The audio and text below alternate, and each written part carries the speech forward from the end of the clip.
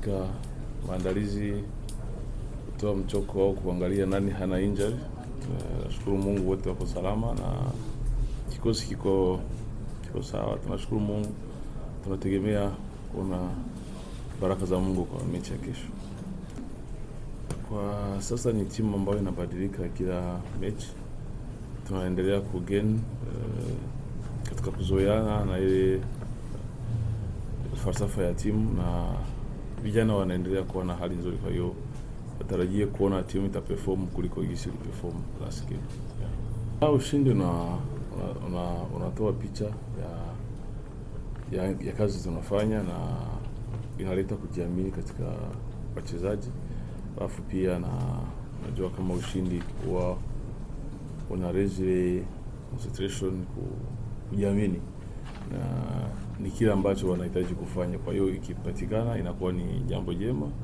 That's why nimesema ni timu ikinaendelea kuimarika game after game.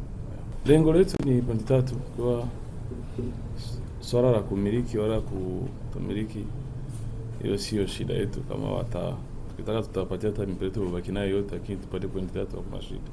Kwa hiyo lengo letu ni pointi 3, mambo mengine ya focus sana nayo. Cha pili ni kwa mlinda mlango receive, hata receive kumbe ndio kazi yake anafanya. That's why alikuwa man of the match. Kwa hiyo ni part of ya plan na kazi tunafanya. Kwa niaba ya wachezaji wenzangu, tunamshukuru Mwenyezi Mungu, tumejiandaa vizuri kwa ajili ya kuikabili mechi ya kesho ya Azam. Azam ni timu kubwa, pia na sisi ni timu kubwa. Tutajitahidi na kuweza kupambana kwa ajili ya kupata matokeo kwa mechi ya kesho.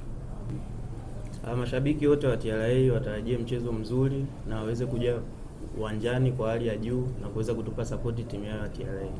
Sisi kama wachezaji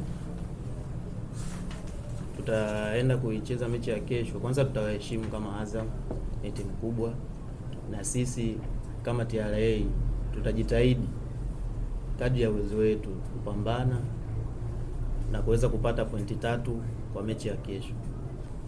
Mimi naomba mashabiki wa TRA waje kwa wingi kuisupport timu yao, na tunawaahidi kesho, mechi ya kesho tutapata ushindi.